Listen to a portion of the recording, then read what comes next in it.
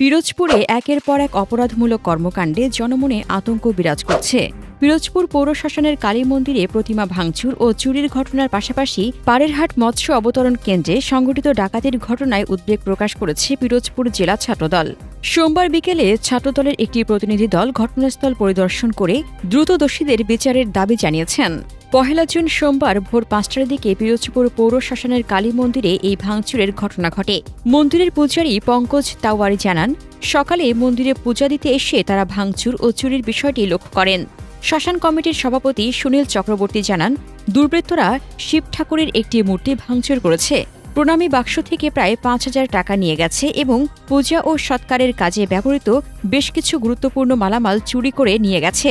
এ ঘটনার খবর পেয়ে অতিরিক্ত জেলা প্রশাসক মাহমুদুর রহমান মামুন, পুলিশ সুপার মোহাম্মদ মঞ্জুর আহমেদ সিদ্দিকী, জেলা পরিষদের প্রশাসক অধ্যক্ষ আলমগীর হোসেন সহ স্থানীয় প্রশাসন ও রাজনৈতিক নেতৃবৃন্দ ঘটনাস্থল পরিদর্শন করেন। এছাড়া দুদিন আগে পাড়েরহাট মৎস্য অবতরণ কেন্দ্রে ডাকাতির ঘটনা ঘটে। এই দুই ঘটনার পরিপ্রেক্ষিতে সোমবার বিকেলে জেলা ছাত্রদলের নেতৃবৃন্দ ঘটনাস্থল পরিদর্শন করেন এবং ভুক্তভোগীদের সান্ত্বনা দেন। এ সময় ছাত্রদল সভাপতি সালাউদ্দিন কুমার বলেন, এ ধরনের ন্যাক্কারজনক কর্মকাণ্ডের সাথে যারা জড়িত থাকুক না কেন তাদের দ্রুত আইনের আওতায় আনতে হবে। সন্ত্রাসীদের বিরুদ্ধে জেলা ছাত্রদল সবসময় কঠোর অবস্থানে রয়েছে।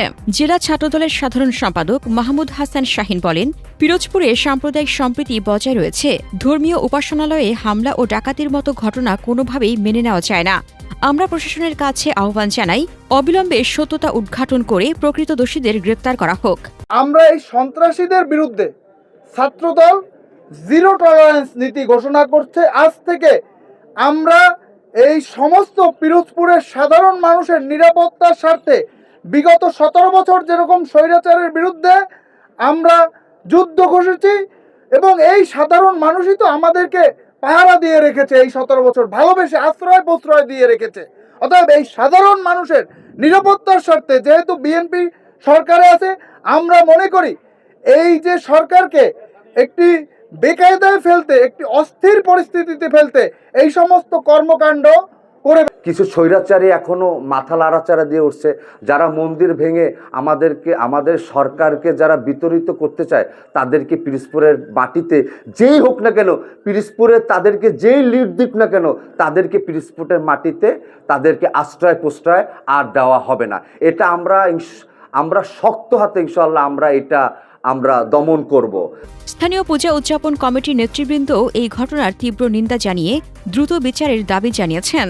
আসলে প্রথম যখন আমরা দেখি তখন ভাবছিলাম যে চুরির উদ্দেশ্যে তারা আসছে, এসে হয়তো ভাঙচুর করছে, কিন্তু পরবর্তীতে যখন দেখি যে প্রতিমা ভাঙচুর হয়েছে এবং সেই প্রতিমার মাথায় এনে আগুন দেওয়া হয়েছে, তখন এটা মনে হচ্ছে যে এটা ভাঙচুর করতেই আসছিল, ওই ভাঙচুর করার প্রেক্ষিতে যা পাইছে সেটা নিয়ে গেছে। আজকে ভোরে ৬টার দিকে ফোন করছে আমার ভাই ছেলে যে কৃষি মন্দিরে মাকালি ভাঙছে, দেখো আগুন ধরাই দিয়েছে, সব নিয়ে গেছে মন্দিরে আসছি ভোরবেলায় ৬টার দিকে, আসে দেখি মন্দির প্রাঙ্গণে আগুন আগুন জ্বলতেছে আর ওই বাহিরেও আগুন লাগাইছে, পড়তেছে সব। আমি এই মন্দিরে পূজারী ঠাকুর পঙ্কজ তাওয়ারি, তারপর আসছে দেখি মন্দিরে আমাদের প্রতিমা ভাঙচুর করা হয়েছে, কাপড় চোপড় পোড়াইয়ে দেওয়া হয়েছে, বিগ্রহগুলো পোড়াই দেওয়া হয়েছে, আর যত মন্দিরের কাঁসা পিতল থাল গ্লাস টাকা পয়সা সব কিছু নিয়ে গেছে। এটা হচ্ছে আমাদের পিরোজপুর সদরে একদমই পৌরসভা সংলগ্ন শ্মশান ঘাট, যেটা আমাদের সবারই চোখের সামনে। এই জায়গা থেকে এরকম একটা ঘটনা আসলে এটা সবার জন্য দুঃখজনক। এ বিষয়ে পুলিশ সুপার মোহাম্মদ মঞ্জুর আহমেদ সিদ্দিকী জানান, ঘটনা দুটি অত্যন্ত গুরুত্বের সাথে দেখা হচ্ছে।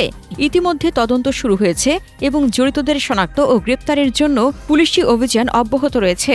পৌর শ্মশান ঘাটে আসলে আমরা আজকে সকালে খবর পাই যে রাতের বেলা অজ্ঞাতনামা কিছু দুষ্কৃতিকারী শ্মশান ঘাটের ভিতরে অবস্থিত মন্দিরে প্রবেশ করে শিব মন্দিরের মাথার অংশটুকু ভেঙে ফেলে। ভেঙে তাতে আশপাশ থেকে বা বিভিন্ন বাঁশ খড়িকাঠি জোগাড় করে সেখানে আগুন জ্বালায় তারা। মধ্যে আমাদের হিন্দু নেতৃবর্গের সঙ্গে কথা হয়েছে, তারা আমাদেরকে আশ্বস্ত করেছেন যে তারা আমাদের পূর্ণ সহায়তা করবেন এবং তারা আমাদের উপর বিশ্বাস রাখেন বলে তারা তাদের অভিমত ব্যক্ত করেছেন। এবং আমরাও চেষ্টা করে যাচ্ছি যে এই ঘটনা দ্রুত থেকে দ্রুততার সাথে যেন আমরা যেই দুষ্কৃতিকারীরা এই ঘটনাটি ঘটিয়েছে তাদেরকে আইনের আওতায় নিয়ে আসতে পারি।